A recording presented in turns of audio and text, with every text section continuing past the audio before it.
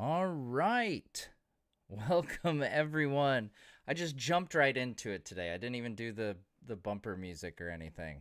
My bad. My bad. So yeah, here we go. Episode 6.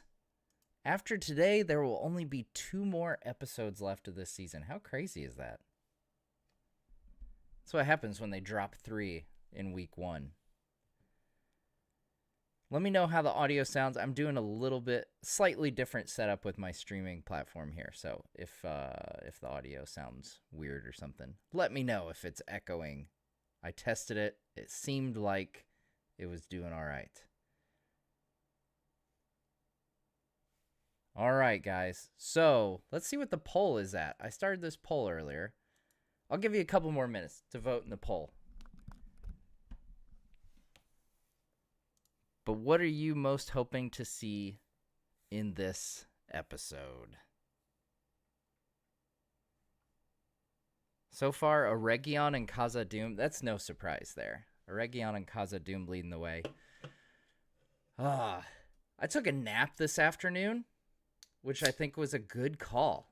Like this, I'm so much more awake. Last time I tried the thing where I got a few hours sleep, then woke up to do the stream. And it does not work for me. But what does work for me is getting a nap and having an energy drink to keep me wired for the next few hours. And then we roll. Yeah. Let's see here.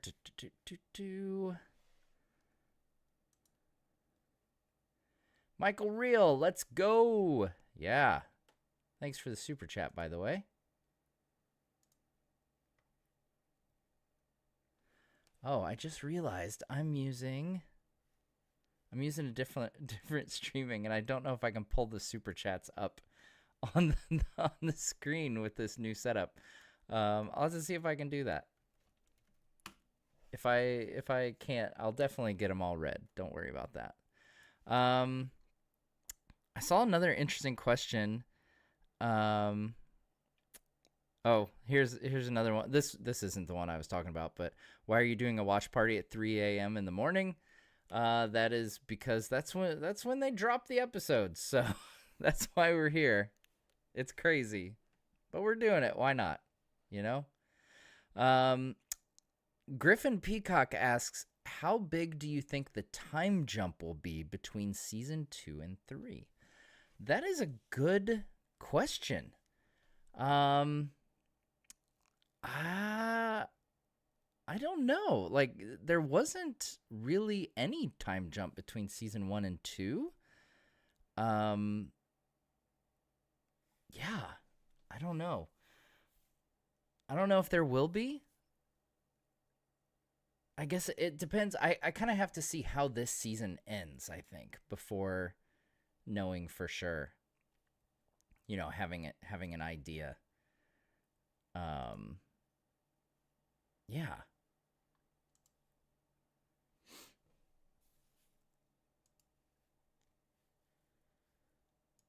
Let's see here. Michael Kelly says it won't be for a while yet, maybe not till next season or the season after, but I'm looking forward to seeing Elendil waiting for Gil-galad at Weathertop. Oh, that would be cool. Yeah, there's some. Yeah, I think next season. I don't think it'll be next season. My guess, and spoilers for some spoilers for like some books that have been out there for a long time, and for a book title that was just released last year, The Fall of Numenor, I'm thinking will come. At the earliest, I'm thinking finale of next season. I can't imagine it happening any time earlier than that. Yeah. As far as where this season ends, thank you too, Michael, by the way, for the super chat. As far as where this season ends, I mean, we're kind of building up to the Siege of Eregion, and I think that will, from like interviews and stuff, that will probably last for um a couple episodes. So I wouldn't be surprised if we don't get much further past the fall of Eregion. Yeah. Star Wars Brick, do you think we can see a flashback with Morgoth? I doubt it. I think the silhouette that we saw in like the two trees shot from season 1 is probably the most that we'll get of Morgoth appearing in the flesh. Yeah, I would imagine it would behoove the Tolkien estate to save that for, if they were to sell the Silmarillion rights, then whoever, like, there's value in being the first studio to depict Morgoth fully fleshed out.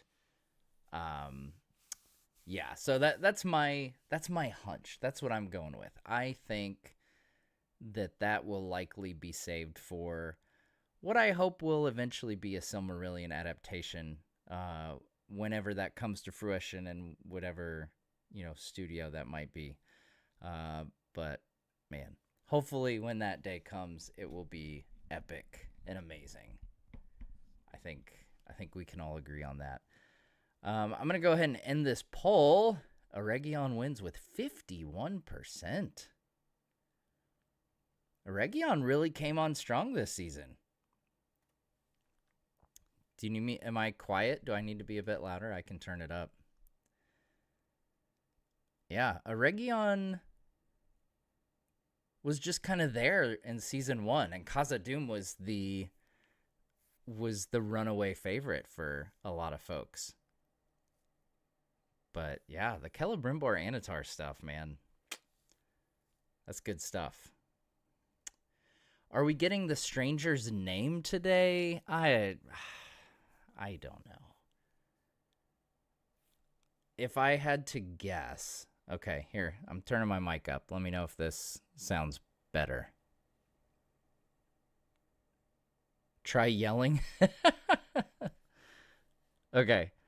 Yeah, there's my mic's a little bit higher. Let me know if I need to go higher. Yeah,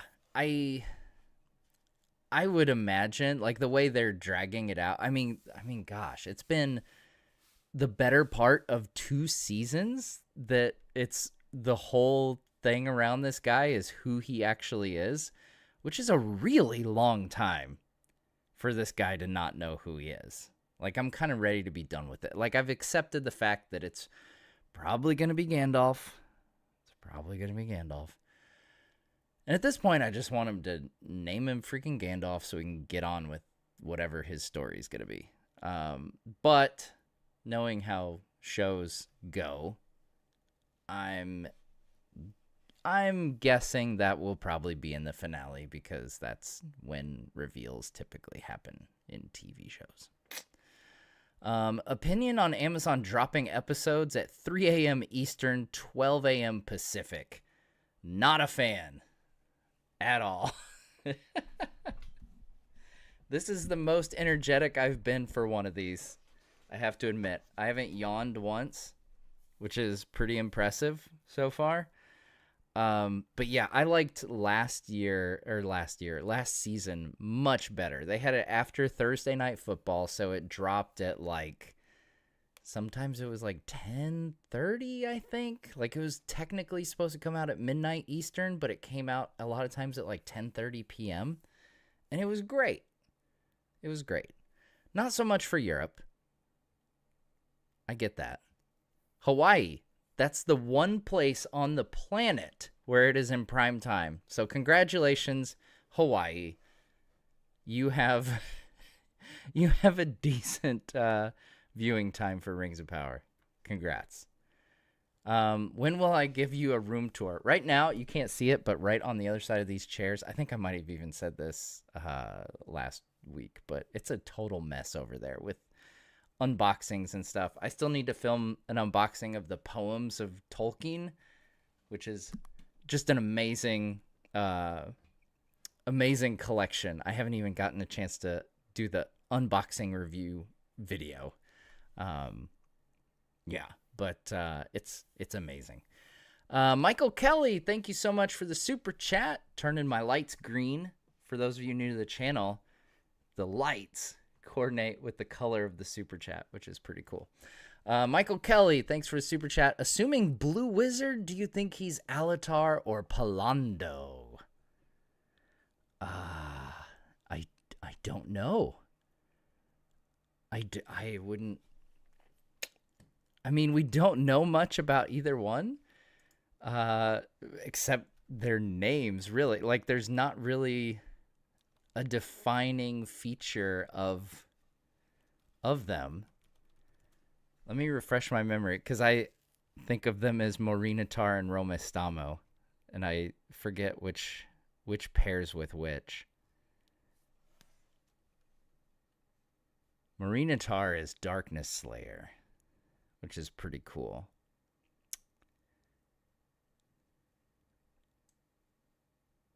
Alatar is Radiance, Lord of Radiance, and Palando means far. I don't know. Yeah, what do you guys think? That's an interesting. I'm gonna flip that around on you, Michael, because I don't know. I would guess, Darkness Slayer fits a little bit better with him because the other guy doesn't seem to be slaying any darkness. Big ZZ, thanks so much for the super chat from down in New Zealand with the New Zealand $5. Thank you so much. We need a petition to get rid of that Harfoot screen time, and Gandalf without Sir Ian McKellen is no Gandalf. Ooh. I gotta say, I've said this for a while, that like part of the reason that I think Blue Wizard would be a smart choice is that they could craft their own character and not, have that the comparisons that will inevitably come to someone else playing Gandalf, to Ian McKellen, which good luck, And I really think, the actor who plays the stranger does a really good job. Like season 1, he was barely audible at all, like didn't talk for the most of the season, the vast majority of the season. But did a really good job. And like, I think he's a good actor and everything. And I just think it would be a shame, that he couldn't get to like craft his own wizard. Like, yeah. It would just be nice, like to just embrace the Blue Wizards, make them your thing. Like the Second Age is arguably the age of the Blue Wizards. So as far as wizards go, friend, thank you so much for the super chat, $1.99. Thank you so much. Got the blue lights now for friend. Hi, friend.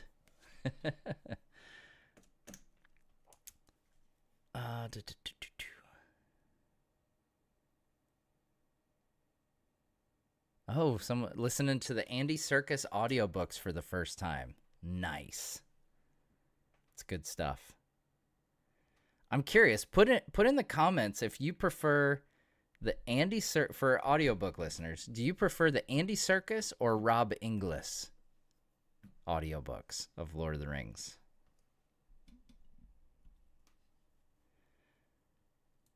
All right. Adam Scarf, thank you so much for the super chat. I'm curious about the appearance of dwarven women.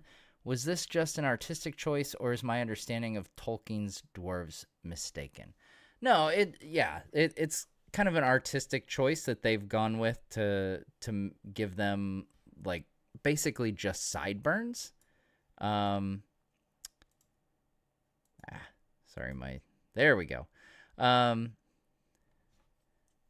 Yeah, and they just say that, dwarf women, get mistaken for dwarf men, which I think would be awfully hard if they didn't have beards. So yeah, it's an artistic choice for them to for the women to not have beards, basically. I was hoping that they'd have a couple. Like, I get it, you know, like I get if like one of the dwarf women's gonna have a lot of screen time, like maybe they feel like it would be awkward, or like, you know, casual fans wouldn't buy into it as easily. Like, I get that. So like Disa not having a full on beard, I'm like, okay, yeah, sure, why not? But yeah, some of like her like backup singer ladies, like, why not throw a big old beard on some of the women, in, you know, especially like extras and stuff, or small roles. Throw a beard on there. Why not? Why not? Friend, thanks again for another super chat. Would naming the stranger Gandalf potentially cause rights issues? Not sure if the Lord of the Rings appendices include him. They wouldn't cause rights issues. The only thing that, as far as using Gandalf, would be anything that refers to Gandalf, where it talks about Gandalf in like the Silmarillion or Unfinished Tales. So like I don't know if in the pages of Lord of the Rings if they ever use the name Olorin, for example, the name that he goes by originally in Valinor. So yeah, I think I don't think naming him Gandalf causes any issues, because that's one of the things that they have the rights to the name Gandalf, because they have the rights to everything in The Hobbit and The Lord of the Rings, and therefore the appendices of The Lord of the Rings. So that's why there's certain names they're able to name drop, because those names appear in the pages of The Lord of the Rings somewhere. So yeah, there wouldn't be a rights issue with that. All right. Christopher Carbaugh, thank you so much, man. Goodness, for the $50 super chat. Thanks, man. That is awesome. Really appreciate it. Did you see the Gandalf the Blue theory that they will do this wild version of the Blue Wizards through a Gandalf character they can market to casual fans but still tell a Blue Wizard adaptation? Weird, but who knows what they will do at this point. And I think my sword flash, my sword also flashes if there's like super chats. So Christopher set off the sword flashing, which is fun. Yeah, I've heard this. Like Corey Olson and I actually talked about this like 2 years ago during season 1. The idea of Gandalf the Blue. Yeah, they could essentially be doing that if he is in fact Gandalf, where the other guy is you know, the Dark Wizard is a blue wizard, and then this is Gandalf, and Gandalf has to like defeat him or something like that, and like so Gandalf is the good blue wizard and the other one is the bad blue wizard. Like I said before, I think it would be really cool if it was the two blue wizards and they took inspiration from the two versions of their story, one where they failed and founded magic cults and everything, which we see with the Dark Wizard, and then the other one where they're like instrumental in defeating Sauron. So yeah, I think they could essentially be doing that. That's definitely a possibility. Yeah, it's hard to say. Like you said, it's really hard to say what they'll do at this point. But yeah, there's a lot of hints so far this season that point to Gandalf for sure. Big ZZ, thanks again for the super chat. I'm a fan, but my knowledge is limited and now depends on yours. Any chance we might see Glorfindel at some point during the show? So Glorfindel shows up around the year 1600 of the Second Age, I believe it is. Feel free to fact check me on that, but I think it's around 1600 that's actually when both he and the Blue Wizards show up around that time. Yeah,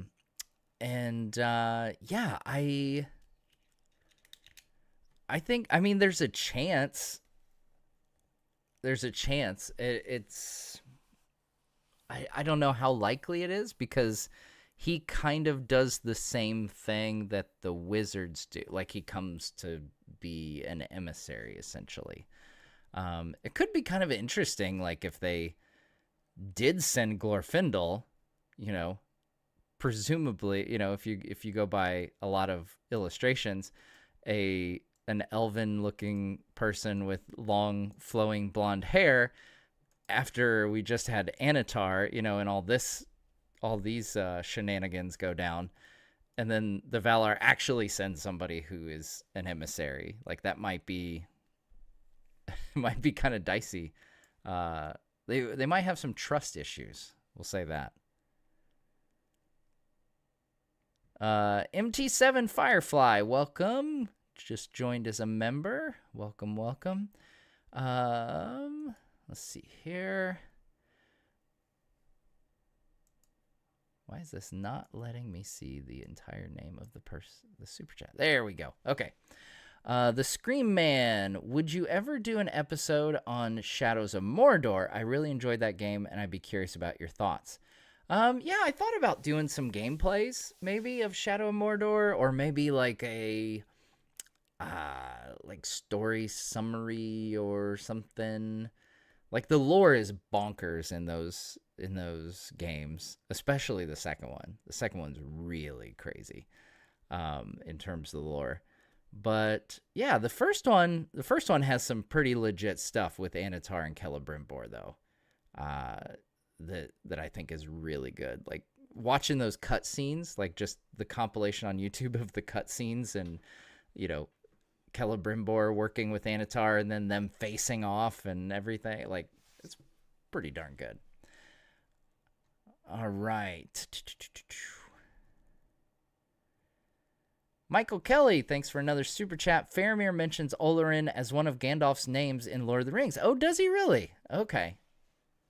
Well, there you go. So you could use the name Olorin. If it shows up in the Lord of the Rings text, then it's fair game for at least a mention. That's kind of my understanding of it anyway. That's kind of the general rule of thumb.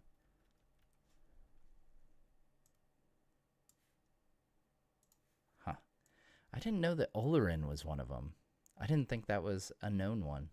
Now I kind of want to go look at that exact quote. MT7 Firefly, can't wait to see the Siege of Eregion. Been waiting to see it on the screen ever since I was a kid. Though this episode will probably have a cliffhanger. Yeah, we're probably in cliffhanger territory for the next 2 episodes, I would say, leading into the finale. So, yeah, it'll be interesting. I think the title of tonight's episode is called Where Is He? So, just FYI. Doesn't really tell us much, but...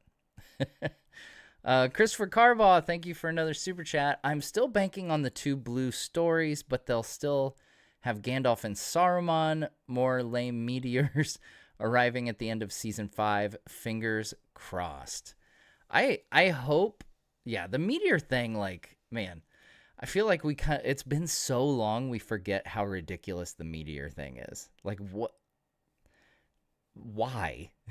Why was that the method the Valar would use to send a wizard and, like, scramble his brains in the process to where he forgets who he is and, like, what he's even doing there, to the point where he might turn evil because he doesn't know what's going on. Yeah. Yeah. Anyway. Yeah. I hope Gandalf doesn't, or, you know, any of the wizards, any more wizards show up by a meteor. That'd be crazy. Boats work just fine. Boats work fine.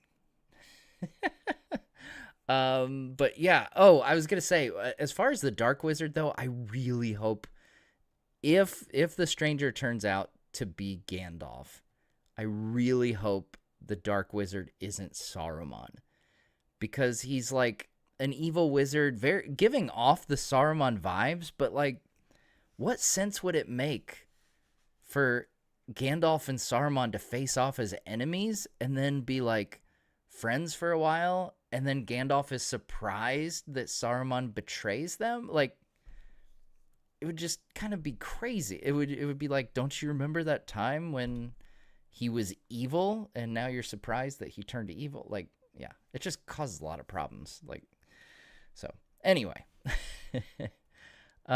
Maria Star Norton, thank you so much for the $20 super chat. I couldn't sleep.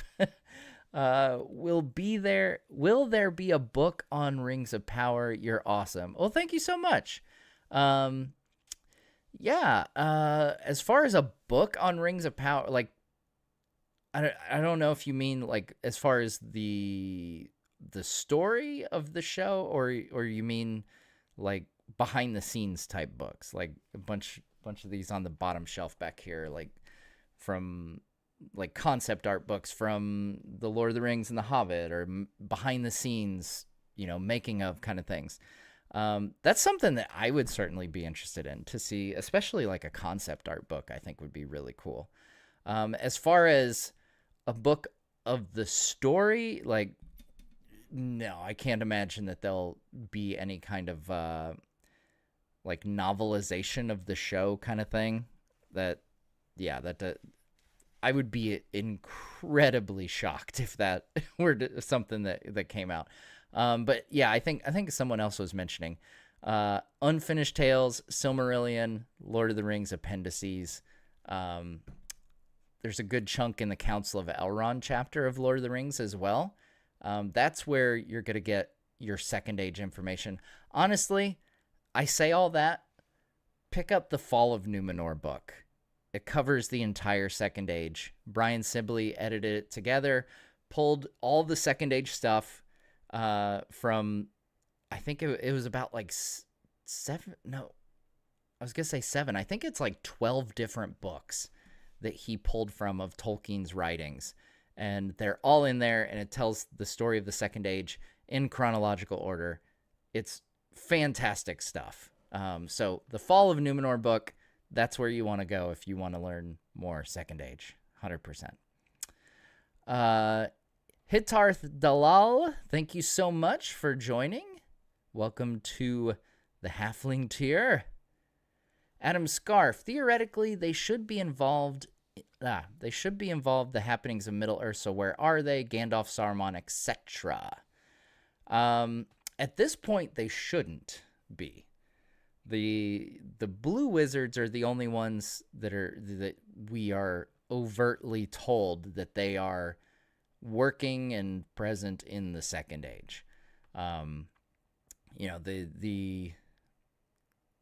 timeline sequence of events, by all accounts, it's 1,000 years into the Third Age that Gandalf, Radagast, and Saruman show up. So yeah, there's actually some interesting, like, really deep cut stuff where Gandalf like makes some kind of journey to Middle Earth before, presumably like going there and then coming back and then going back in 1000 of the Third Age.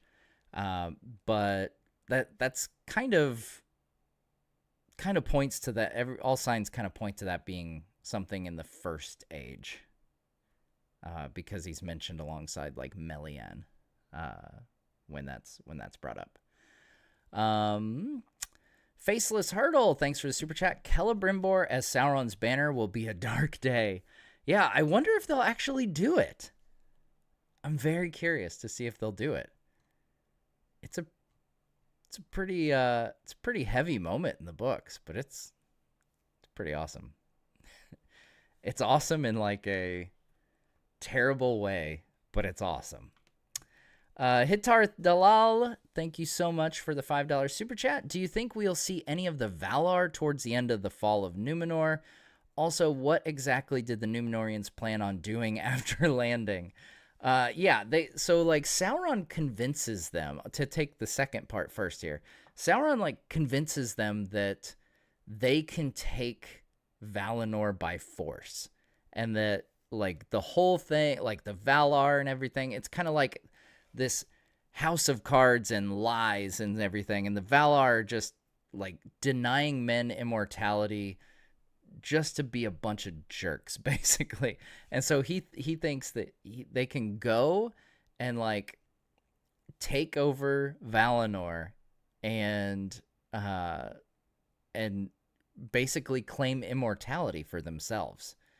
Um, as far as seeing any of the Valar, I don't think we necessarily need to, and I don't think we will. Again, it goes into that like Silmarillion thing. Like those characters are so much more involved in the Silmarillion stuff than this. I mean, we know that they kind of like uh, plead to Eru to intervene, and that's when all heck breaks loose and Eru remakes the world and sinks Numenor and everything. So I think there'll be, this is just me guessing, obviously.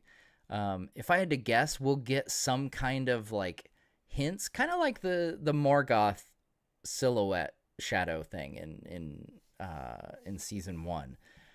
I think that we might get some hints, some breadcrumbs that the Valar and the Eru are at work, but I don't think we'll actually see them depicted, if that makes sense. Comic fan, thanks for the $2 super chat. To me, Kemen might be the Witch King. Yeah, I've seen this. This is a pretty popular theory. A lot of people have been saying that. The other one I've seen a lot of is Mouth of Sauron, and I think I like Mouth of Sauron better, because it kind of seems to go with the kind of person that Kemen is. He's very slimy. You just want to punch him. And like the Mouth of Sauron, especially in the books, like he's vying for control. Like he wants to be the Lord of Isengard, to like replace Saruman there. And so like he's jostling for position, and he's very he's throwing shade at Aragorn and everything. And like he just seems like that makes sense. The Witch King, I would be kind of let down, because I don't think Kemen deserves to be the Witch King. The Witch King is too cool for it to be Kemen. That's what I think. That's just my 2 cents. All right. Keep scrolling past here. Let me make sure I'm not missing anything.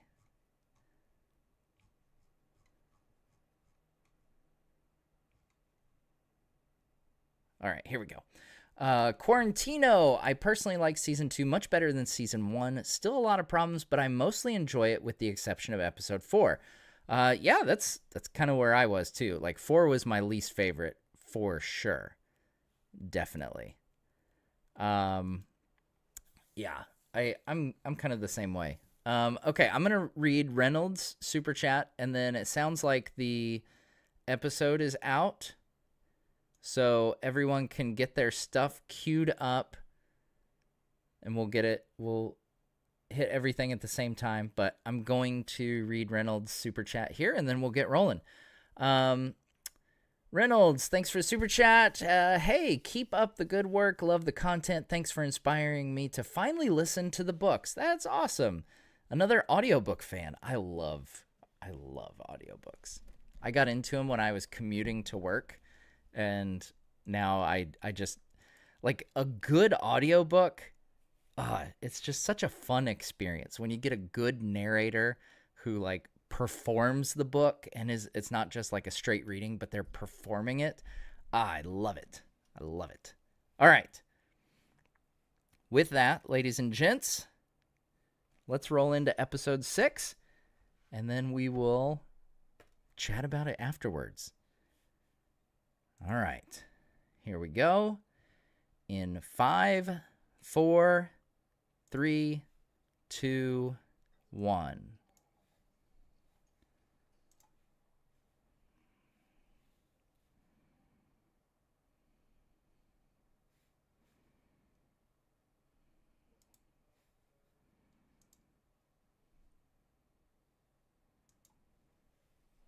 Yeah, don't skip the recap. Makes it easier. We'll just let it play.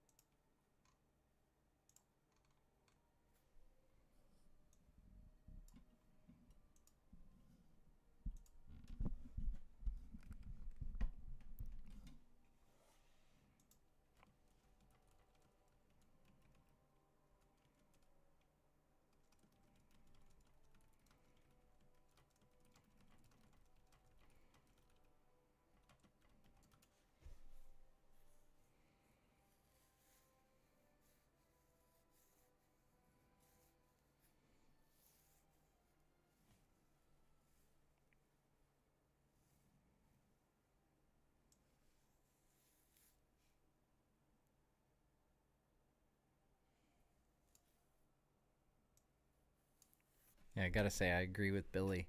Adar's replacement was really good. Works well.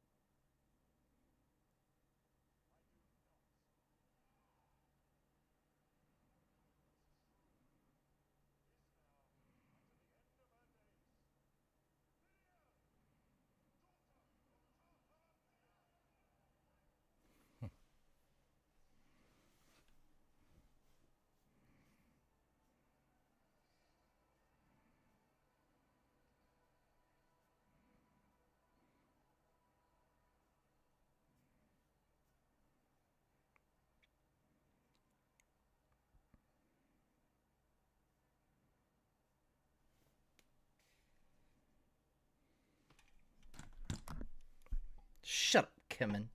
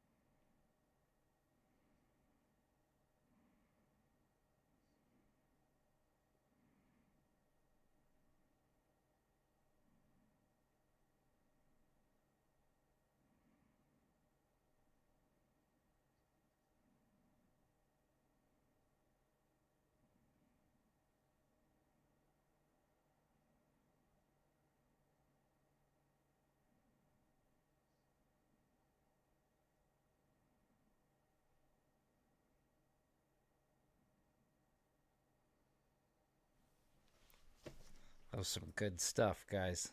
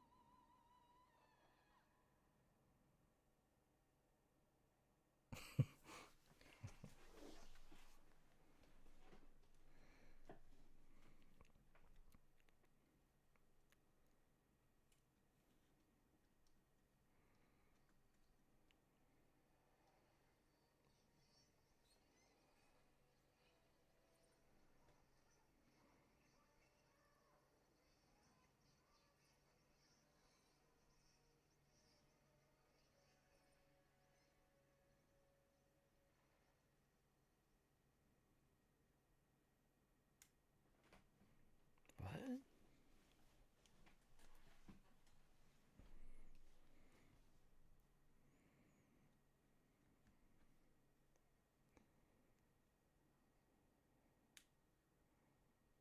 And you're all out of bats.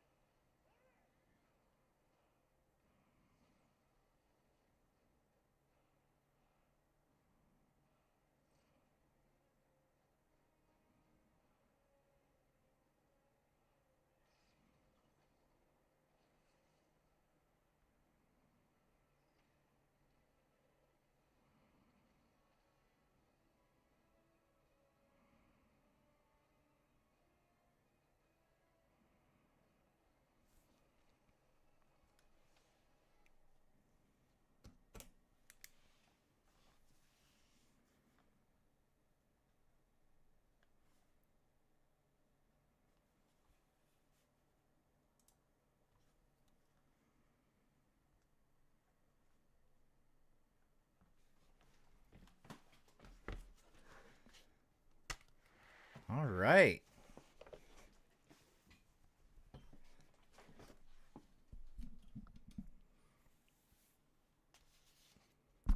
Give folks who had to endure the ads a few minutes. All right. In the chat, give me a number 1 through 10. What did you think of this episode?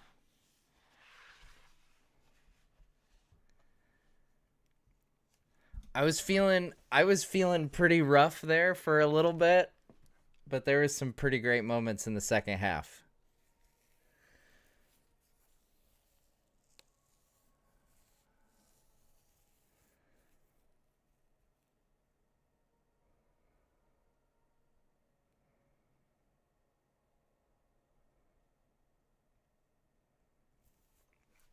Yeah, they did. Ellington said they said a 3-episode battle. I think I also heard him at one point say like a 2.5 episode battle, maybe. Yeah, I don't know. Yeah, I wouldn't count this week as a battle. I don't think. Like, it barely started. That's not really. Yeah. Scores are kind of all over the place.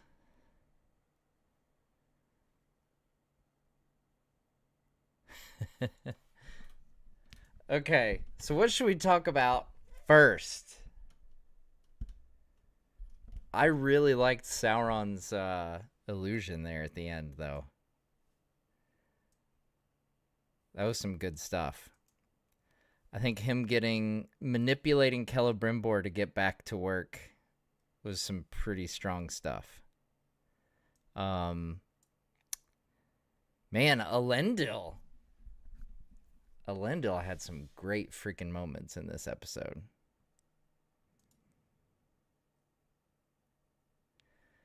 What made me shake my head? I'm sure we'll get into it. I was shaking my head.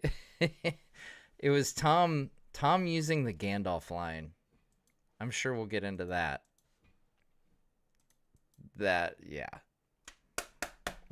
That was the part where I was like, man, this episode's not doing it. And then Elendil came through, though. Elendil had some great freaking moments. Man, the part I was jotting notes down in case you guys are ever curious. Yeah, I jot notes down while I'm watching this thing. So, yeah, like his lines like faith isn't faith if it's not lived. How great is that?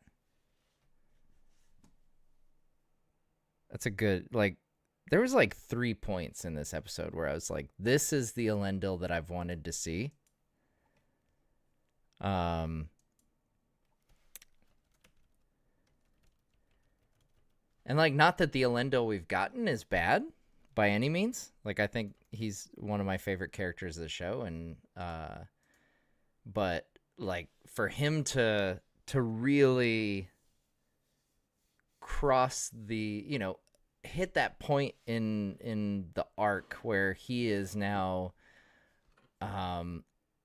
uncompromising in doing what's right to the point where he's willing to go to death. That was pretty great. I really, really enjoyed that. Let's see here. Sorry, I'm making a poll for you guys. I want to get some thoughts here. What the episode ranking is for you. Here we go. Poll time. Bam. Poll time. Leland Nally, thanks so much for the super chat. My lights should pop up here. Yellow. Is it going to happen? Yellow? Come on. Come on, lights. I'm waiting for the lights. Come on, lights. Turn yellow. Okay, I guess I'll go ahead and start reading it. In Lord of the Rings, Gandalf says the line to Frodo to inspire mercy and spare a wretch's life. In Rings of Power, Tom Bombadil says the line to Gandalf to inspire indifference toward rescuing a friend, riders on a different planet. Okay, so we're getting into this right off the bat. Okay.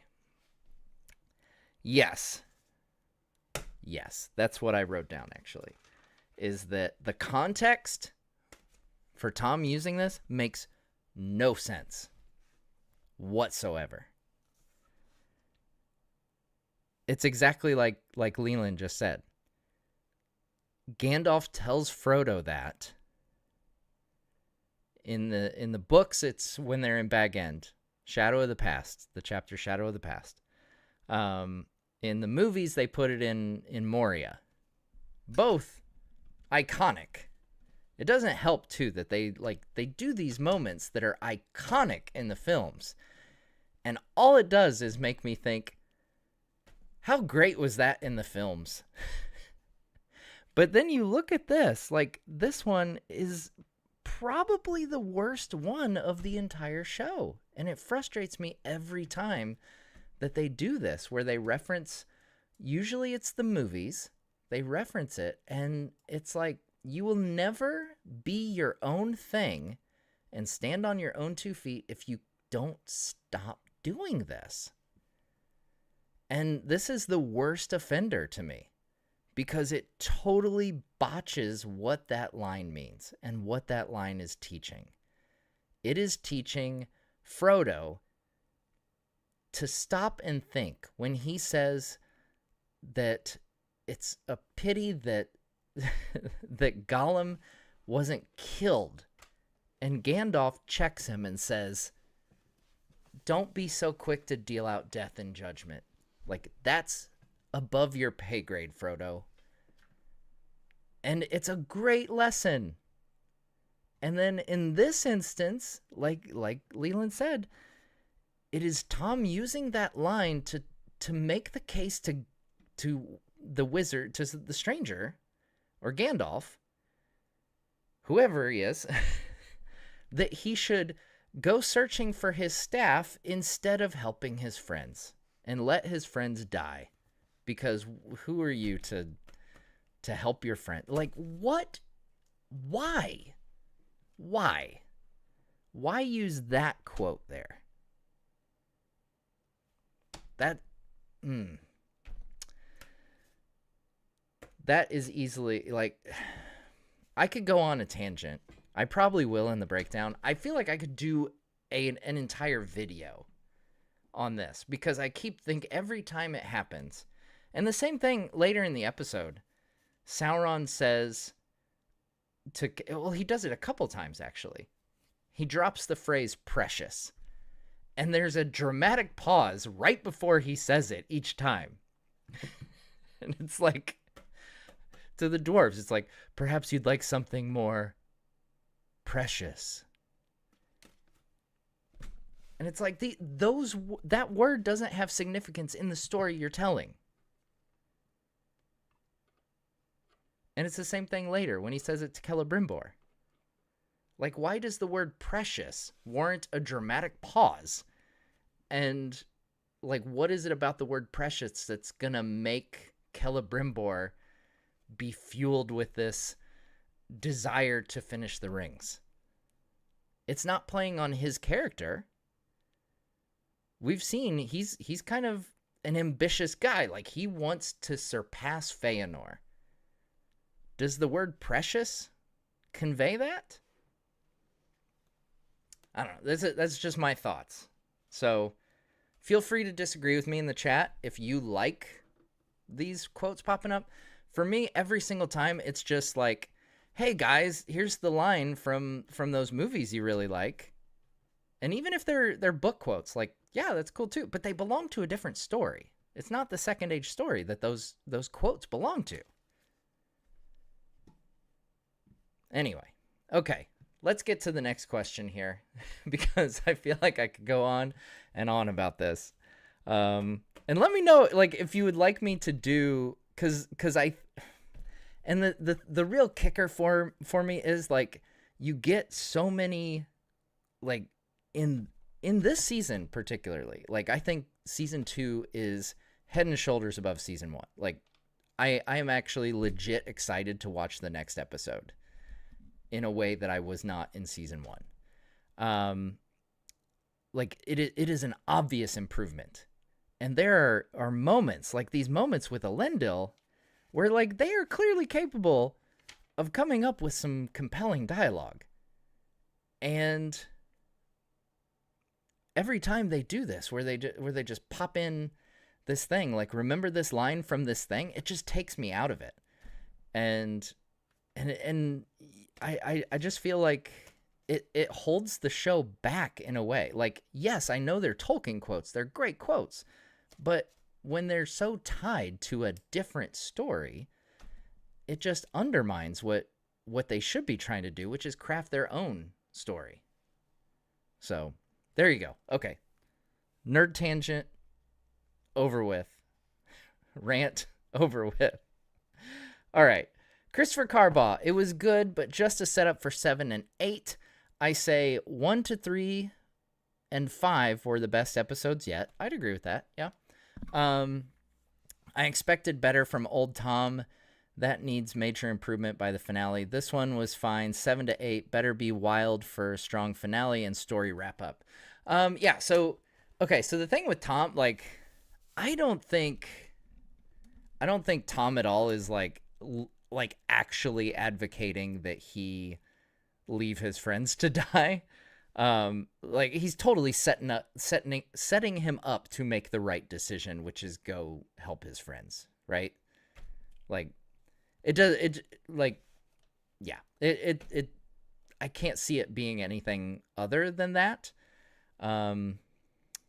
Yeah. Like how, I can't imagine like Tom at the end of the day, you know, Tom who would like go into the barrows and save you from the Barrow-wites after you sing his song would be like, yeah, no, you should just leave people to die. And he just met the hobbits. Like, it's not like they're his good friends or anything. Like these are strangers' good friends. Like he should go save them. So yeah, I think it's like a test, you know, it's a test. Yeah. So yeah, I don't think Tom's actually that cutthroat when it comes to hobbits, even though I might be, because I would have written them off the show already if it was me. So maybe I'm more cutthroat toward the hobbits than Tom is. All right, next up, Mighty Mulatto, thank you so much for the super chat. Isildur's sister has daddy issues. Yeah, she's got a lot of issues. She keeps kind of, you know, she's thrown in with Farazan in the Kingsmen crowd. And, yeah, it's kind of messed up. All right, let's see who we got next. Oh, we got another one. Thank you so much. To be fair, the right answer might just be to go after Nori and Poppy. Yeah, I think at the end of the day, that's gonna be the right response. And that's probably what he will do. I would imagine. Like it, yeah. I can't see like the hobbits going through something. Like surely he's gonna go after them, help them out in some way. I can't see the hobbits having to face down bad guys or, you know, the horse riders or whatever. You know, while the stranger tests out staves and waits for the wand to choose the wizard or whatever happens. Snowy, thanks so much for the super chat. You have to remember there are people who only have seen the films as their Lord of the Rings intro. These lines help those people see it as the same world. I don't know. I'm going to have to disagree on that. Like, I think there's plenty of other things that make it be seen as the same world rather than characters just regurgitating the same lines. It's getting to the point where, like, is Gandalf going to learn all his iconic lines from people he's met earlier? And then, like, in Lord of the Rings, it's just him repeating what other people have told him? Like, even this one, for example, like, by the logic of the show, like, Gandalf learns this line from Tom Bombadil, who's arguing for him to leave his friends to die. So is that what he's thinking about when he tells that to Frodo? I I just yeah. I will respectfully disagree with that. I think where applicable, and that's the real part of this. Part of the real shame is that there are lines that make sense to reuse. Okay, so the best example that I can think of off the top of my head is in the film Return of the King, Aragorn sings that song at his coronation, right? That is what Elendil says when he comes to the shores of Middle Earth after the fall of Numenor. So, like, it would be totally fair game. It would fit. It would be one of the most canonical things they could do if Elendil either speaks or even sings those lines when he comes to the shores of Middle Earth. And it makes sense in the context because that belongs to that story. And it would be connective tissue. And like there's other ways to have this connective tissue without just like using quotes in unapplicable ways. Yeah, like I said, I just think it's a shame because there's some legit really good stuff in this very episode and in season 2. That it's a shame that those things kind of, risk overshadowing some of those other moments. I don't think it's so far it didn't ruin the episode for me, but it is definitely ruined that scene for sure. For me personally, but all right. Stupid mouse, stop. Okay, here we go. But thank you for the super chat. Thank you for sharing your opinion, Snowy. I appreciate it. Even though we disagree on this one, I appreciate you being here and giving me the counterpoint here. That's always a fun part of fandom. We can disagree on things and keep it cordial. Mystic, thanks so much for the super chat. I can't wait for the 5 seasons to be over. I am going to make a fan edit and cut out every Harfoot Stranger scene, and the show will be 1,000 times better. Oh man, I would probably watch that edit.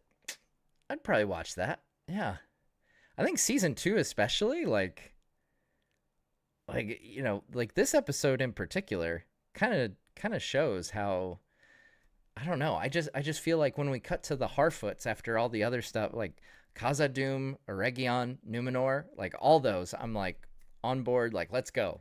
What's like? I'm digging the story here, and then we get to the Harfoots, and I'm just like, okay, let's get this over with. Michael Kelly, we haven't seen Isildur in a while. Yeah, that's true. It's been a couple episodes. Yeah, I hope his horse is okay. Like Barrick, he killed an orc. That was pretty cool. Yeah, so maybe I'm sure we'll see him at least once before the end of the season.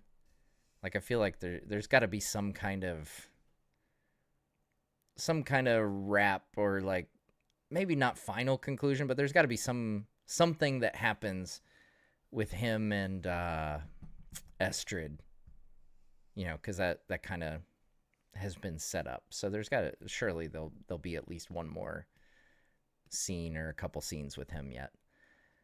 Scott C, thanks for the super chat. At this point, I wonder if we will end up being shortchanged into season 3.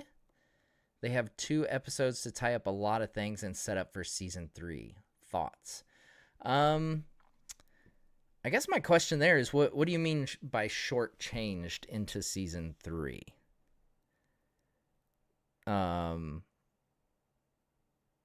Shortchanged into season 3. Yeah, I think maybe you're kind of going back to the discussion we had before the watching the episode, like how far they'll get in season 2. I think, because we've seen in the marketing and interviews and stuff that Oh, that shortchanged in that the screen time will make it less impactful overall. I mean 2 episodes, like I was gonna say, 2 episodes is kind of what we've been told as far as the Siege of Eregion. Um, which feels like a pretty good amount of time for that. I would not be surprised if that's all the farther we get this season. Um, Now, spoiler alert for the books, like, the Siege of Eregion does not go well for the elves.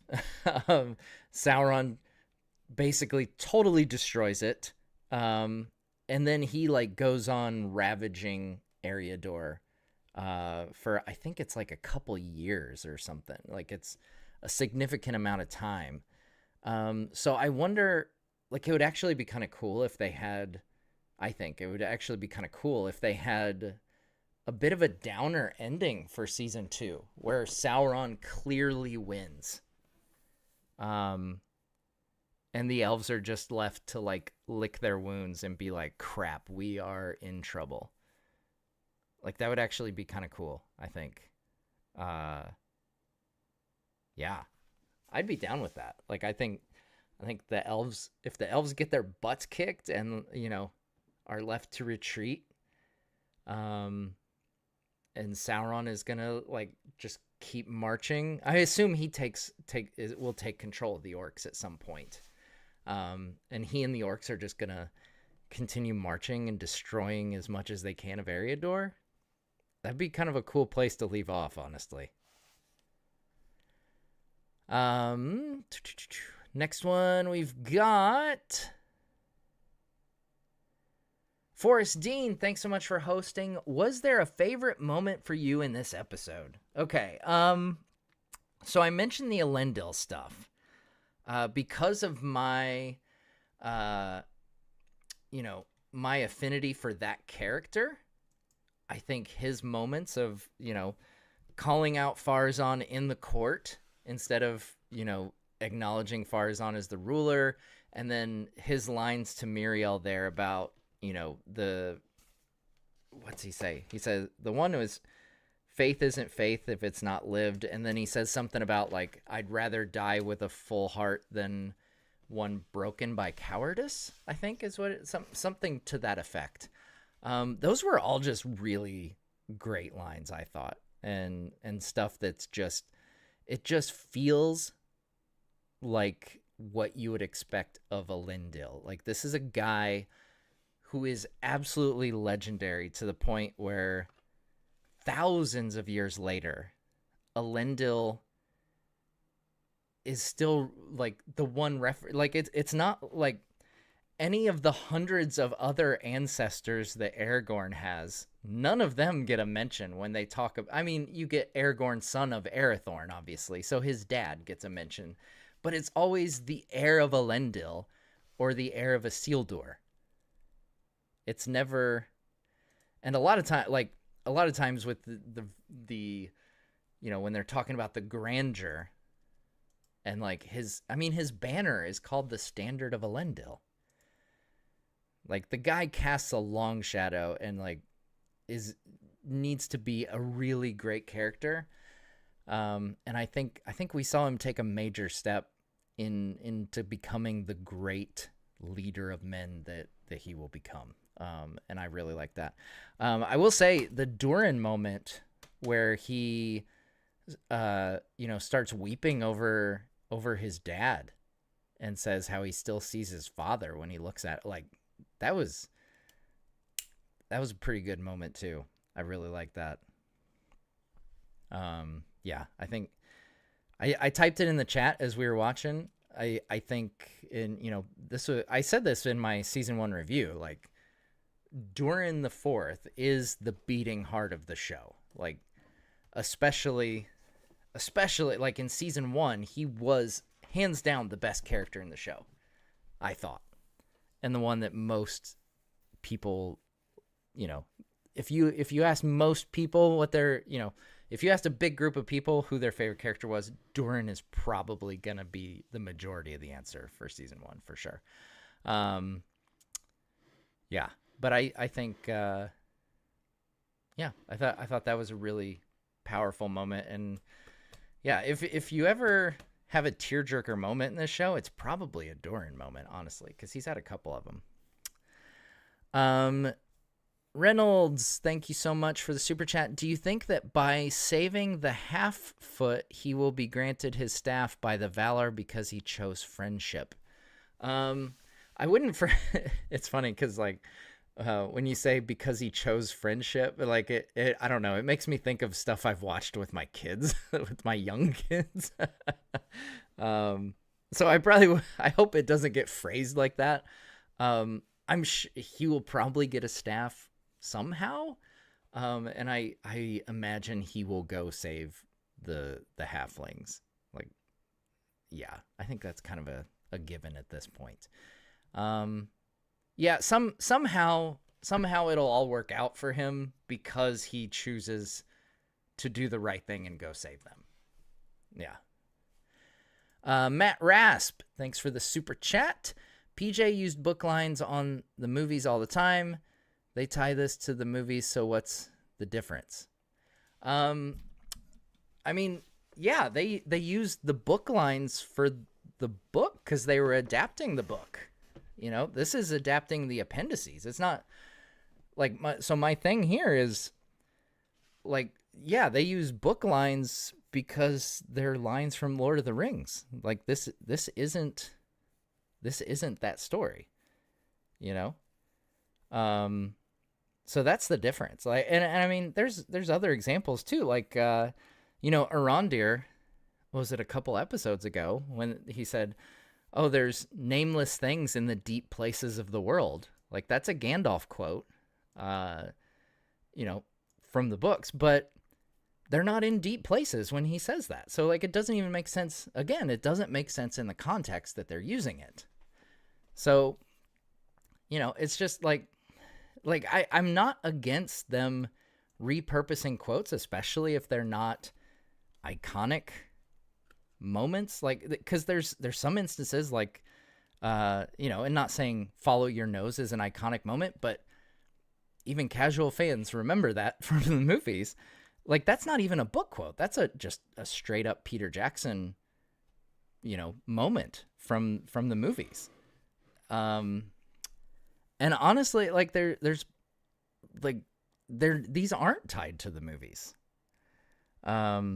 Like they reference them a lot that make you that would make you think that they are. But they're made by an entirely different studio, and like kind of their approach has been to like make it so people could see it as being in the same universe, which is fine.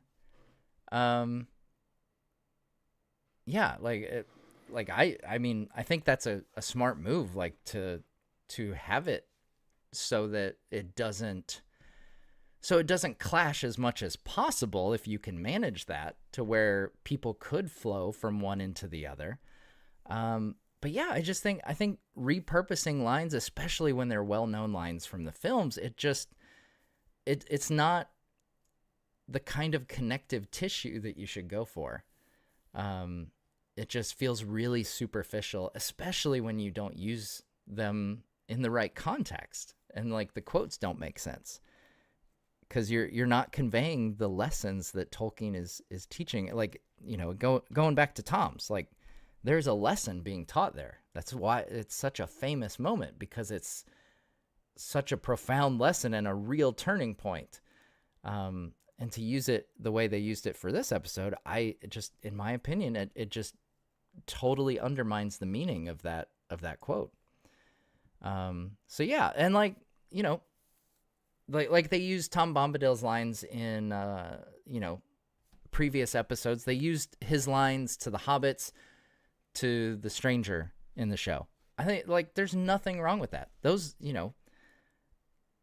yes, those also are lines that belong to Lord of the Rings, so they make the most sense in that context, but it's not gonna harken back to some iconic moment from previous movies. And so like that's a little more forgivable for me. Like the things that are legitimate iconic movies in both the books and the films, that pop up here and just kind of get like peppered in just for the fun of it. That's where I have an issue. And I'm going to go on another tangent if I'm not careful. So we're going to go to the next super chat, but I appreciate you weighing in on this, Matt. Leland says, we still know nothing of the stranger. Halbrand arc and making the first 3 rings did very little. Galadriel hasn't learned anything. Almost double the PJ runtime and feels like little to show for it. Sorry, I need to take a drink once in a while here. Yeah, I would agree that, looking now at, let's see here. So we're 14 episodes in. We don't know much about the stranger still. Like it's like I said, I think it was before the stream. It's still kind of like we are just playing out the same mystery still of who is he, what's his name. I think I think it would be good if they got that figured out and he could actually go do something and like get on with whatever he's going to get on with. Yeah. I don't know if Galadriel hasn't learned anything. I did chuckle a little bit because Adar says, like, if she could put away her pride, put aside her pride. And I was like, oh, man. It's like, did Adar watch season 1? Because that's asking a lot.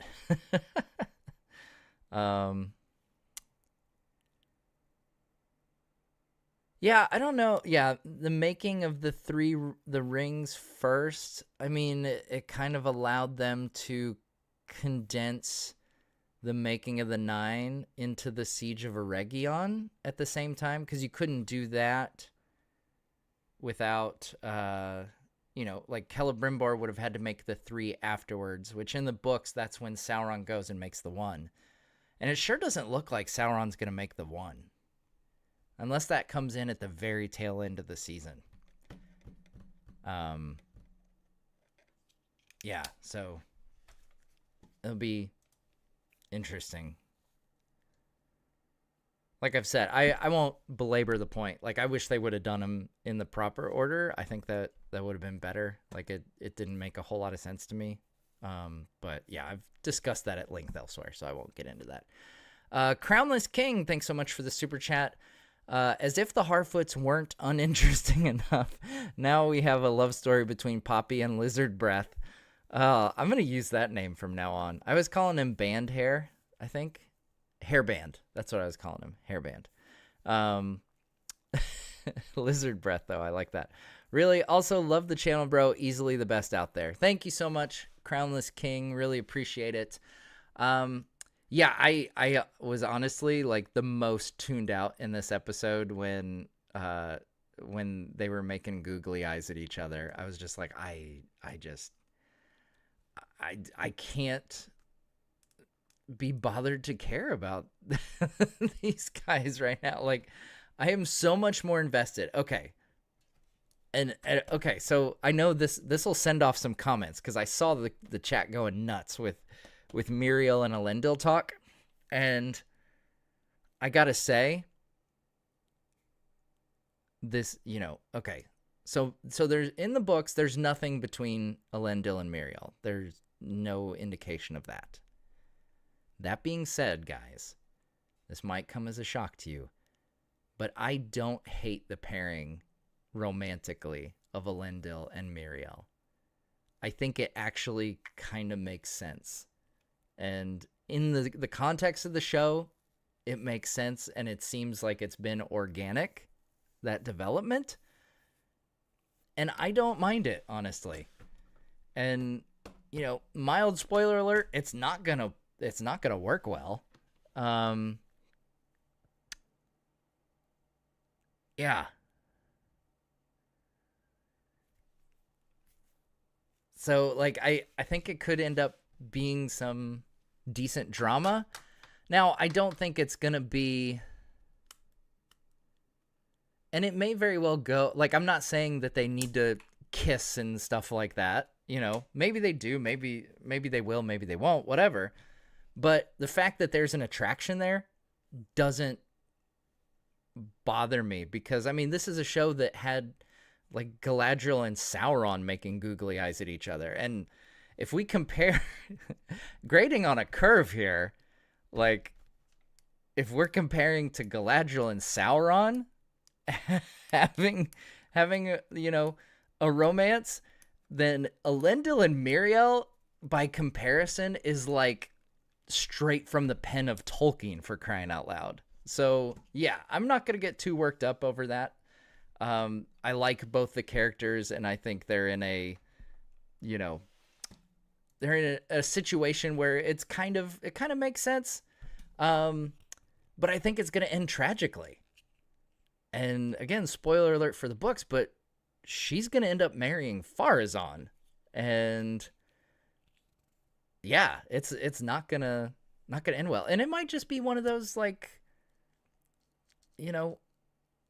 nebulous things where there's clearly an attraction there, but they never, the stars don't align for them, kind of thing. I don't know, but yeah. So that's where I'm at on that, guys. I know that there were some people freaking out about it, some people really digging it, some people really not digging it. I'm kind of like, I don't mind it because I like these characters, and it seems far more realistic and it makes far more sense than a lot of the other pairings that have been hinted at. So there we go. Mighty Mulatto, $5 super chat. Thanks so much. Did Adar BS Galadriel with Morgoth's crown? If so, he's the most woke orc, thinking he plans to kill Sauron and negotiate for Mordor using Galadriel.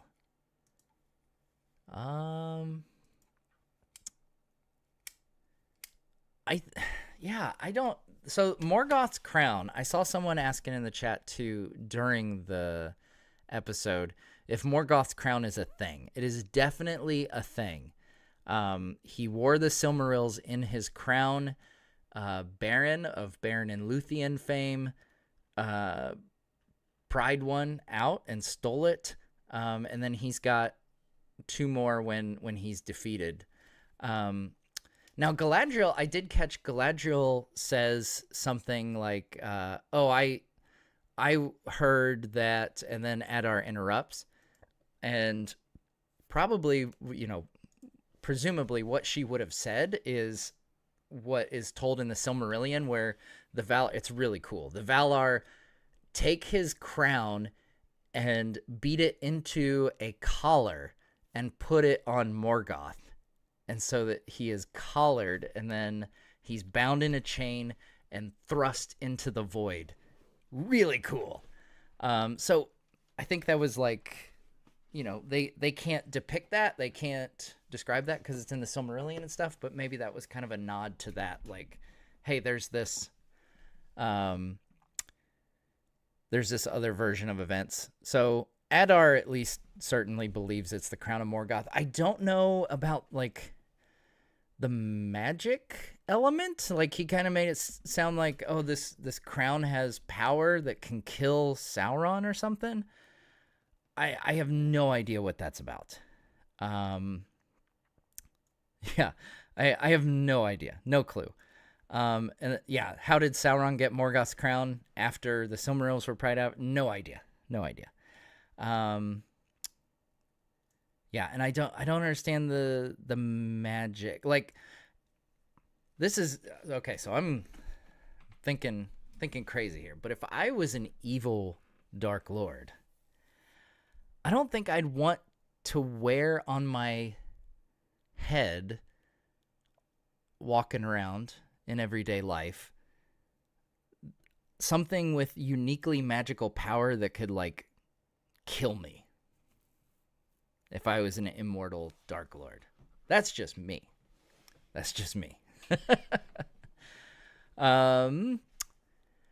Ulrika, thank you so much for the super chat. What do you think will happen with Elendil and Miriel? Do you think Miriel and Farazan will get married? Will Elendil go to Romena? Okay, so I think, yeah, nothing overly joyous, I don't think, is going to happen with Elendil and Miriel. Like, I think that Muriel fairly soon will probably be forced into marriage with Farazan. Um, and there's a couple different versions that Tolkien talks about this happening. There's one that's kind of crazy where Muriel is like totally into it, and she like is kind of evil basically. I don't think obviously that's what the show is going for in this one. Yeah, I think if I had a hunch, I think Muriel will probably agree. Like, I think Farazan will need her because, and it's really hard to read the room on like where the feelings are in Numenor because people are either booing or cheering, depending, all the time. It's one or the other, and they kind of flip sides. It almost feels like. But I think Farazan will need Muriel to give legitimacy to his rule, and that Muriel will agree to it, perhaps in order to, for now at least, like secure the safety of the faithful or something to that effect. That's just a guess. Elendil, will he go to Romana? I don't know. Like, it's interesting because Armenelos, the capital, and I know like Romana's on the map, it's farther over on the coast and everything. If I had to guess, he will probably go to wherever Anarion is, which I believe is on the west coast of Numenor. If anything, I think, yeah. Because it kind of feels like Armenelos and Romana, just based on how we've seen scenes play out, it feels like they've kind of merged those into one to where Armenelos is closer to the coast. Because they just kind of like sail right into the capital.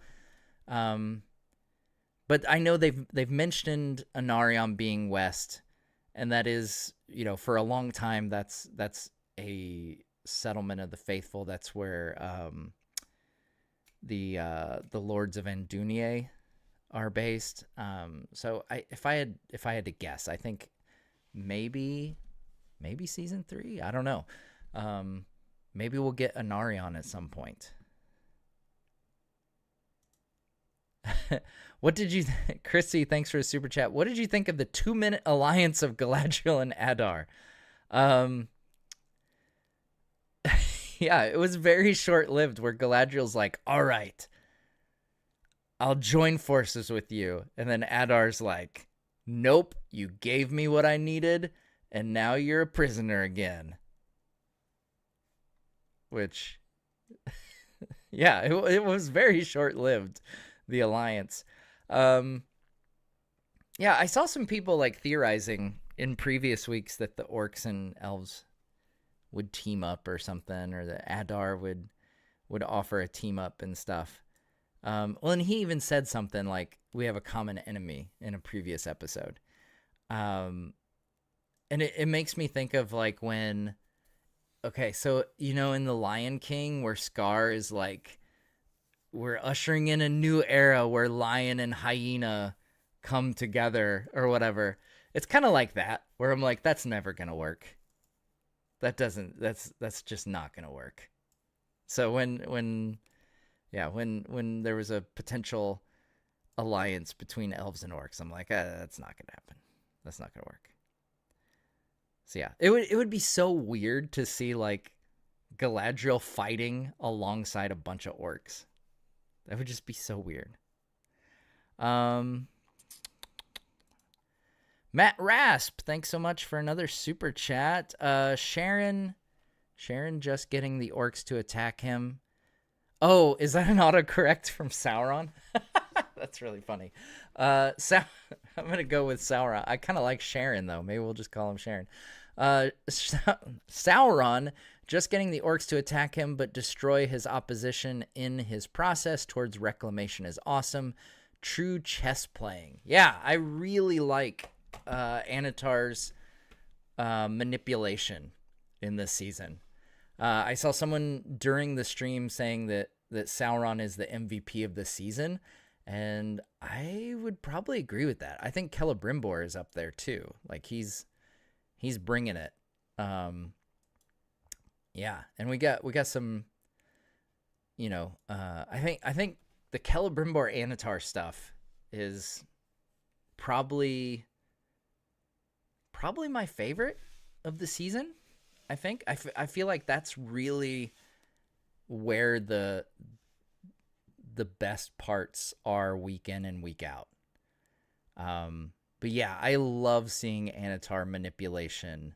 And just the way, like, even with, he got Celebrimbor to get back to work there at the end, but then even earlier where he was, planting these seeds in Celebrimbor's mind where he's like, oh, you go so deep into your own mind trying to work out this problem that it's too much of a burden to like come back out, like getting interrupted basically from concentrating on the rings is, it's a real struggle and stuff. And like, maybe you just need time to focus.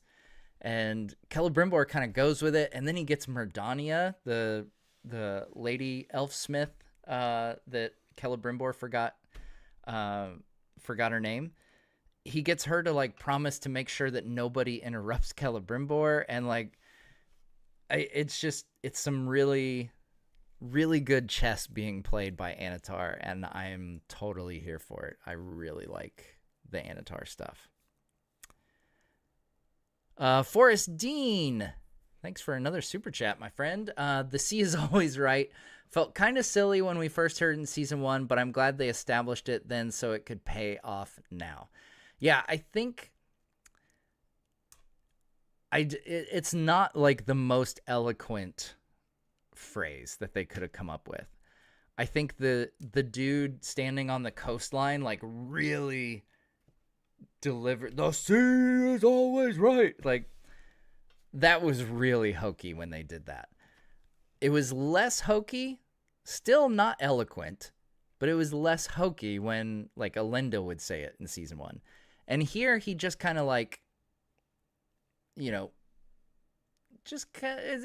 a more gentle delivery of the line. I still don't think it's the most eloquent, but it's not, it's not as abrasive to the viewer, I think, in this context versus like the screaming at the ocean kind of thing. Yeah, Leandro says this is the way. Yeah, it's not like an iconic line like this is the way where we're just going to say it over again and people are going to really latch onto it. Yeah, I don't think it'll ever be that. But at least in this case, it was like, well, they're talking about a sea trial where they're going to be judged. So, yeah.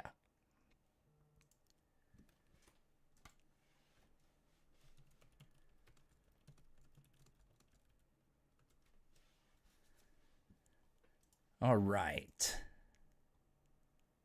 Devin, thank you so much. Devin Everart. The quote thing is just Gandalf using Wormtongue lines or Fangorn using Tom lines in the PJ movies just feels worse because it's more recent. Oh, yeah. Okay. I see what you're saying. So, like, the repurposing of lines. Yes. So, yeah, like, Gandalf, but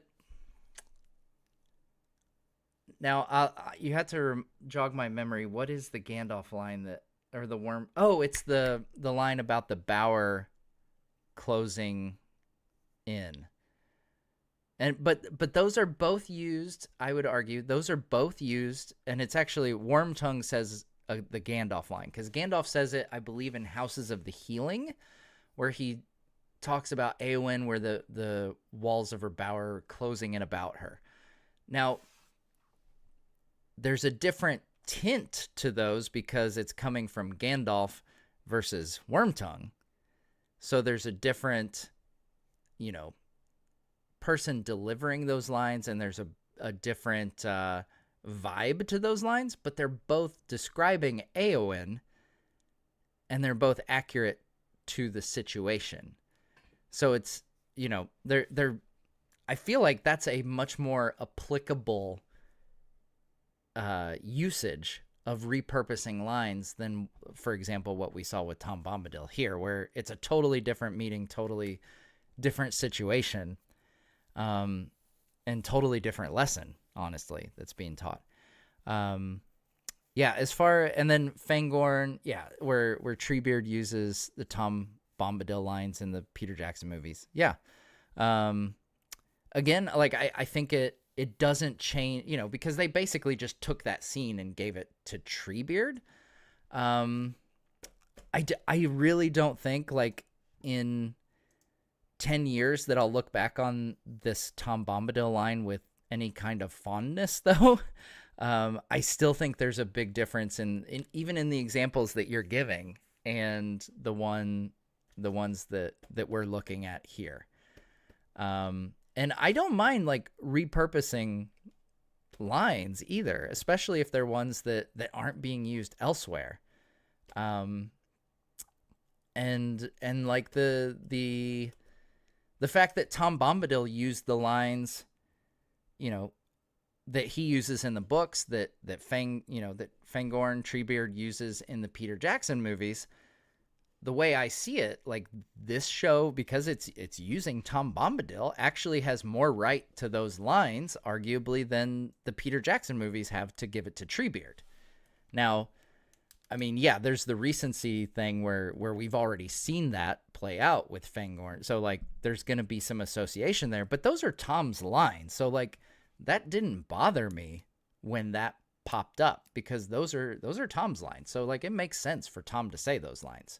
And for Tom to have that, even if it's with a wizard instead of some hobbits. But yeah, I think it to a certain extent, it has to go on a case-by-case basis when repurposing lines and how it works and how it doesn't. I just think, from what I've seen in the show, it more often doesn't work than it does. All right, Chris, thank you so much for the super chat, and thank you, Devin, again for chiming in on this. Thank you also, Chris, for the super chat. I find myself really rooting for Muriel, but it also makes me really nervous that they may or may not mishandle her and the faithful plotline. I really like Muriel too, by the way. I feel like Muriel flies under the radar a little bit, in a lot of, like, in what is a pretty crowded cast. But I think Cynthia Dye Robinson is doing a really good job with Muriel, a character that there is so little known about. I care for her a lot more than I expected to in this show, just because there's so little known about her. Like, that she's put in this really bad situation where she gets usurped by her cousin and forced to marry her cousin. But they've given her a lot more meat to that role, and I think Cynthia Dye Robinson does an amazing job in the role. I really, really like her character, and, like, the little triumvirate that they have going there of Elendil, Farzan, and Muriel. I'm not saying a love triangle. But the triumvirate of characters that are foundational to the Numenor storyline in this show, I think are very strong and well-cast roles. Like, I think Farzan, we got hints of it earlier when he was, like, looking off to the distance and talking about immortality and stuff. Like, I think he's gonna go off the deep end in a whole different way than what we're seeing with Celebrimbor's mind kind of going woohoo. He's gonna go a totally different way, and I think it's good. It could be pretty cool.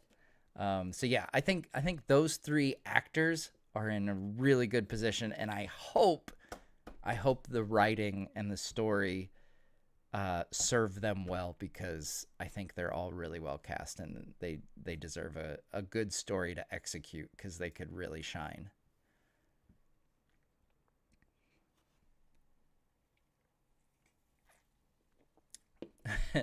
Mikey Mnemonic says, I wanted the C is always right guy to pop up like a toasty from Mortal Kombat. You can imagine it. Maybe it's like a... like it just pops up at the bottom of the screen. That's what I should have. Man, I need to upgrade my game on my streaming because I could like pop it, like have a little trigger or something that I could, or a button that I could push, and then have a guy pop in and just say, the C is always right. Like right here on the bottom, like corner of my screen. Like, can you imagine a little guy pops up just to let you know that the C is always right?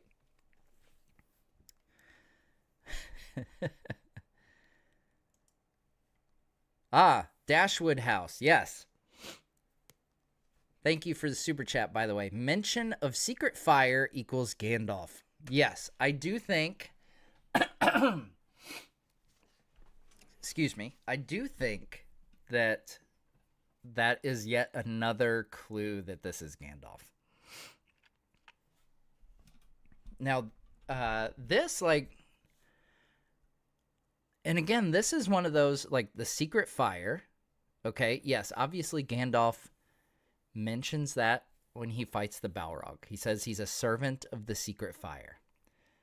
Now, this is one of those references that I think totally makes sense and is totally okay in this circumstance, okay? They've set up this wizard where he doesn't know who he is. He doesn't really know his mission and all that stuff. So he's kind of at level 0 right now. And so he needs to learn about the secret fire, which, you know, is for those who don't know, the secret fire in the books, it's what Iluvatar wields to create life. And so I think what the show is doing is kind of using the secret fire as maybe shorthand for Iluvatar himself. Let me know what you guys think in the chat. Like, how did you read secret fire in this episode? Did it seem like it was a reference to Iluvatar? Like, because I think, you know, when the wizards, or when the stranger says something about mastering the secret fire, like it just shows his lack of knowledge, his ignorance when it comes to what the secret fire is. Like, he thinks it's a power, and Tom obviously knows. You know, he fires back, why does the secret fire need you for a master, kind of thing. Like, who are you to try to master the secret fire? Because spoiler alert, you can't. Only Iluvatar can. So yeah, I think that's kind of like a lesson that he's got to learn, is that he's not a character who's meant to be a master of anything. You know, he's like, you know, the line, and honestly, like, I think even Tom says, like, you have to be a servant to the secret fire. Now, I think it probably would have been good if the show gave us a little more on what the secret fire is, because this is clearly an important step in the stranger's development. You know, in the books and in the films, Gandalf kind of drops the line secret fire, and it's in the midst of this speech to the Balrog where it's kind of okay that it's nebulous because it's kind of building that feeling that these are two beings above anyone else that is witnessing this event. Okay, Gandalf is talking about things way above their level. You know, even the immortal Legolas, like, it's way above any of their level. Whereas with this seems pretty important in the stranger's development. So I think it might have benefited to not leave secret fire so nebulous, because I was thinking, as we were watching it, I was thinking, like, how would more casual fans, you know, especially if you hadn't watched the films and they just dropped this secret fire thing, I would think people would be like, what the heck is that? Like, what is he talking about? especially, gets mentioned a few times there and is kind of like a pivotal point to their conversation.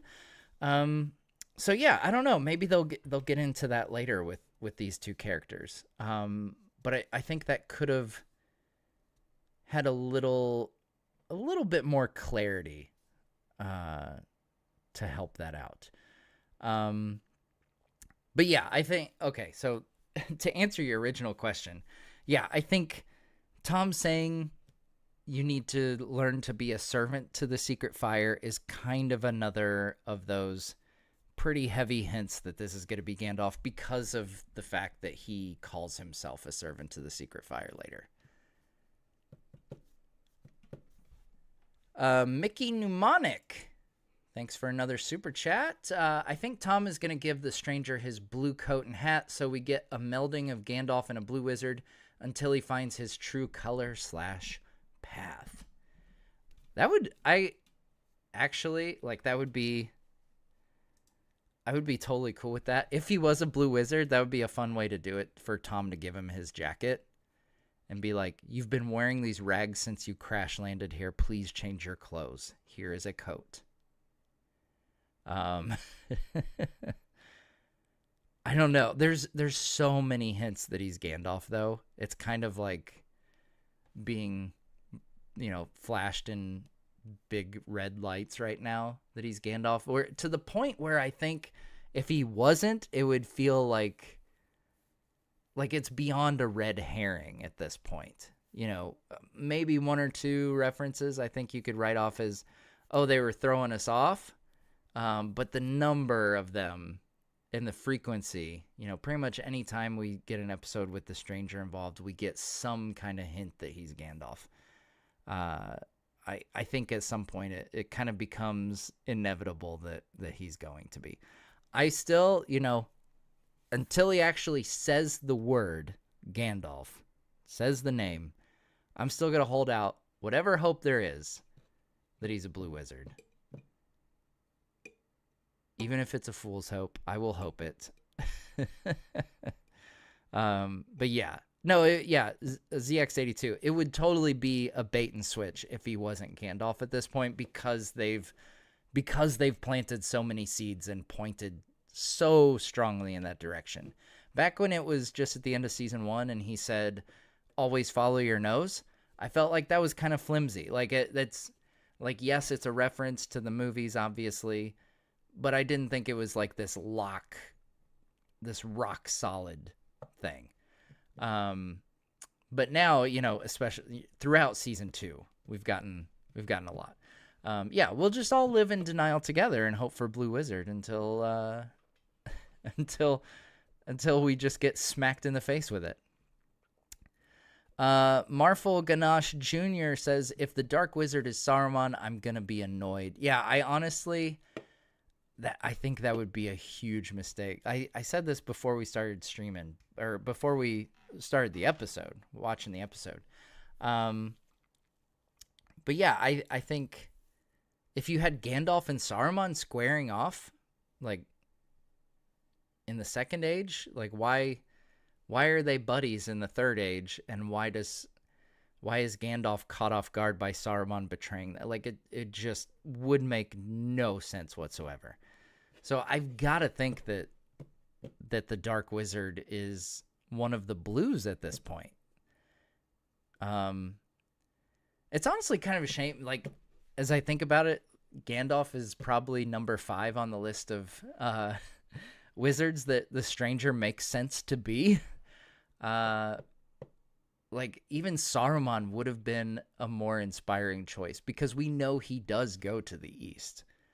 And it actually would have been kind of a nice twist if he was Saruman and we saw him in a heroic light, and that's all we got. Like, it would actually be kind of cool in a way. If we can't get blues, then Saruman would have been a great choice, a great second choice. Like, Blue Wizards was my number 1 for the stranger, Blue Wizard. Number 2 pick would be Saruman. But yeah, no, he doesn't. Saruman also doesn't arrive until the Third Age. But like, if all I'm saying is like, if it can't be Blue Wizard, Saruman is the next best choice in my opinion, because he actually does go to the east. So there's at least that connection. We know that he was a good guy for a while before he started looking out for himself, and it would be kind of interesting to see Saruman as a straight up good guy. So then, in that way, and that's kind of the things that I think, and it doesn't happen terribly often, but something a prequel can do is enhance, or like, enhance your viewing of the original. And I actually think if he was Sauron, it could actually enhance your viewing of Lord of the Rings, because you would know that he was a legit good guy at one point. Because by the time you meet him in Lord of the Rings, he's already bad at that point. Gandalf doesn't know it, but he's already bad. Even in the Hobbit days, he's already working trying to find the ring for himself. Like, he's bad every time we see him. So it would be actually kind of cool if we saw him as a straight heroic figure. And then when we get to Lord of the Rings and he turns on them and turns bad, then it's kind of like, oh dang, remember he was the good guy. He did these good guy things. Yeah. Okay. So there's your wizard tangent of the day. Blue Wizard versus Saruman versus Gandalf tangent. There we go. In the meantime, I'm just going to call the Dark Wizard Aberforth, like I said in my last breakdown. Because I see Kieran Hines, and I'm like, hey, he was a good Aberforth in the Harry Potter movie. Also a wizard. Umang Tiagi, I hope I'm pronouncing that right. I apologize if I'm not. Thank you so much for the super chat. Would we see the Temple of Melkor? I think Cynthia will be the builder. I wanted Tom to be a lot more jolly. It would have been a much better series if they named Stranger and Dark Wizard. Okay, let's take these a point at a time. And Billy Fisher, I'll answer you real quick. Yeah, I think he's most likely Gandalf. I think at this point, he's most likely Gandalf. So, but we'll cross that bridge when we get to it. Getting back to the super chat, though, will we see the Temple of Melkor? I think so. I would think. Yeah. You think Cynthia will be the builder? So Cynthia plays Muriel. Cynthia Dye Robinson plays Muriel. Is that who you're referring to? So like Muriel won't be the builder, but I do wonder if because Elendil's daughter is like an architect or something. When they were talking about like the guilds and stuff in season 1. So a lot of people were guessing back then that she would actually be the one to build the Temple of Morgoth. Which, yeah, that would be kind of crazy. Yeah. I wanted Tom to be a lot more jolly. Yeah, I said that in my episode 4 breakdown. Like, I wish the jolly meter was dialed up by like 50 to 70% more jolly. I actually think Rory Kinnear has it's like a solid choice. In the moments where he seems kind of, a little bit goofy, a little bit, like it was kind of a silly moment and everything, but like when the stranger says Nori and he says, who's snoring? And there's, it's just like that goofy stuff. I was like, oh, that's kind of Tomish, And I think, I think the actor who's playing Tom, like he has a warmth to like his demeanor and his performance that I think works for the Tom character. I wish they would dial up the jolly. I wish, like in that previous episode where we met him, I wish he would actually sing and not just kind of like murmur his songs. Like it kind of seemed like, to me anyway, just me guessing, it feels like they were scared to go too jolly with Tom, which I understand if they need to dial it back a little bit to feel like it still fits in the world, but he that's kind of his thing, is that he feels like he doesn't fit in the world when the hobbits meet him and everything. Like he's just this bizarre character. So yeah, I kind of think, it wouldn't have been it would have been nice if he was a little more irreverent and a little more jolly and more singy. Definitely more singy.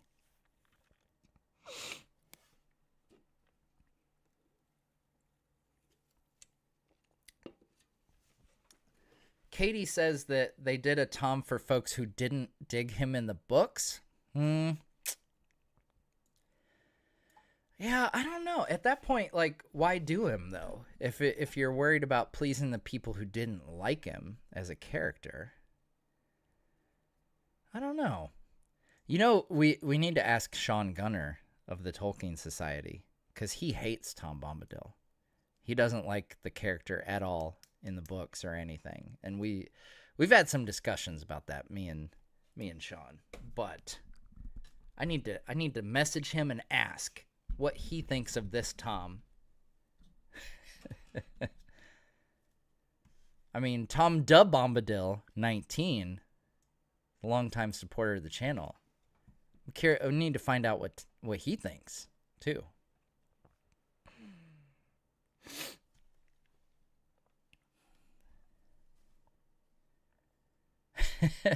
Yeah, drinking Monster at 2 a.m. It is 5 a.m. now here, 5:15. But I'm much more awake this time, which is good. Okay, let's go a couple more minutes here. I'll take a couple more questions from the chat, and then we'll wrap it up. We'll get cracking on a breakdown video for you guys, for sure. Yeah, so overall, like, some final thoughts from me. Yeah, I think, I kind of went on a tangent there about the lines, and the references and stuff, which I think is a valid criticism. Feel free to disagree. If you guys disagree, that's cool. But overall, I think it's still a pretty strong episode overall. Like, there was enough, like, I by the end of the episode, I'd kind of brushed aside the stuff that annoyed me with the references and, like, some of the stuff that I didn't think was so strong, because we got some really good moments with Anatar and Celebrimbor, and like Durin's emotion about his dad. Yeah, and then Elendil, like the Elendil and Miriel stuff. That was some good faithful stuff. Umang Tiagi, thank you so much for another super chat. I'll be so annoyed if the stranger is Gandalf. Makes no sense to keep his identity a secret if it's him. If he's him, I will be happy if he stays a stranger throughout the series.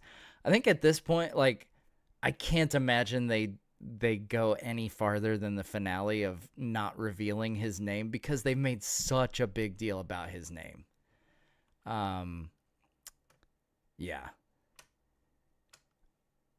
And I think it's probably going to be Gandalf. Like I said, I'm sure we will talk about it on the watch party and breakdown when it inevitably comes, but I held out for so long, so much hope that it was a blue wizard, but there's just been so much writing on the wall this season. Yeah.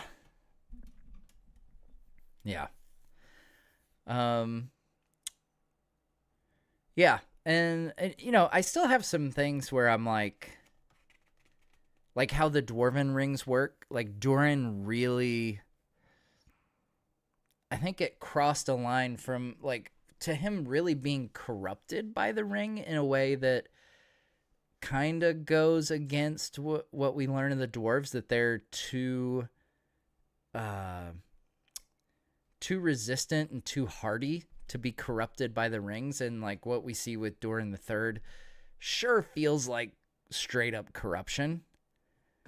So yeah, I'm not crazy about that. I think dramatically, just as a pure TV show perspective, so like, you know, setting aside what we know of the rings and how the dwarves interact with them and how the dwarven rings work, like I think dramatically it works, but it's lost a bit of that distinction. Like I think a lot of the rings at this point are acting like the One Ring. Like they're doing the effect of the One Ring all across the board. Like it seems like all the rings whisper to whoever.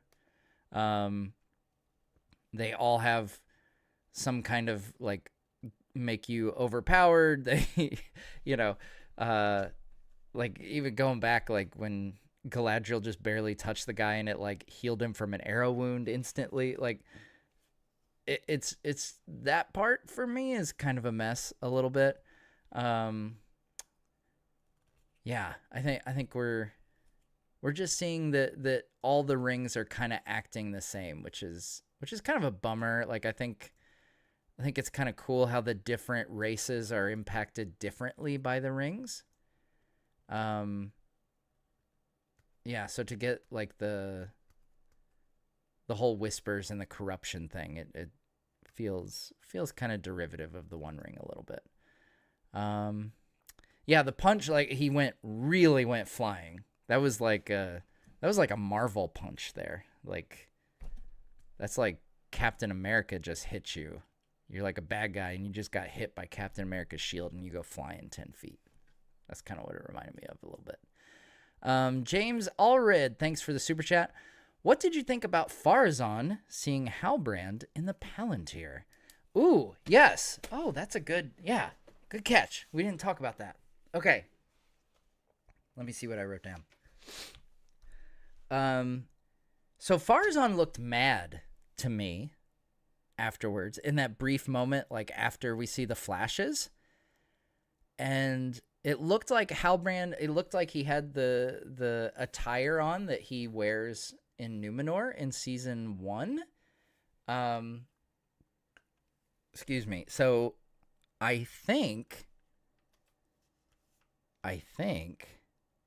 that might have been him learning who Halbrand really is. Like maybe he's learned through the Palantir that Halbrand was Sauron, and he's ticked that Sauron was there. And maybe that's what leads the Numenorians to come to Middle-earth, because at some point, and I thought it would be the elves would somehow get help, you know, because in the books, Gil-galad, like years before, because they perceive a darkness arising. You know, they don't know exactly what it is, but there's a darkness rising, and they send word to the Numenorians warning them, and that's how they get reinforcements from Numenor to defeat Sauron after the sack of Eregion. So what I thought would happen is maybe there would be some kind of alliance there, which doesn't seem like it's really a possibility right now. So maybe instead of that, Farazan launches some kind of attack to Middle-earth to try to defeat Sauron or something, because he's found out that Sauron was in Numenor. I don't know. I think that's setting... It feels like it's setting up something. I don't know what the immediate result of that will be, but it's at the very least, it's planting the seed of Sauron eventually getting to Numenor and becoming like the chief counselor of Farazan, essentially. I think that's just like our first tiny little taste of that storyline. Even if we don't know exactly the context for the visions. I thought it was interesting that his visions were like quick flashes, whereas like Elendil and Miriel and Galadriel. I think that's all the people who we've seen touch the Palantir. But they've had like a full scene play out, you know? And Farazan just gets like these quick flashes. So I wonder like why he gets the quick flashes. Like, is it because it's this elven relic and he isn't among the faithful or something? I don't know. I don't know. So there you go. That's just my thoughts. All right. Well, guys, with that, I think we will call it a wrap. Unless there was anything else. Let me double check my notes. Double check the notes.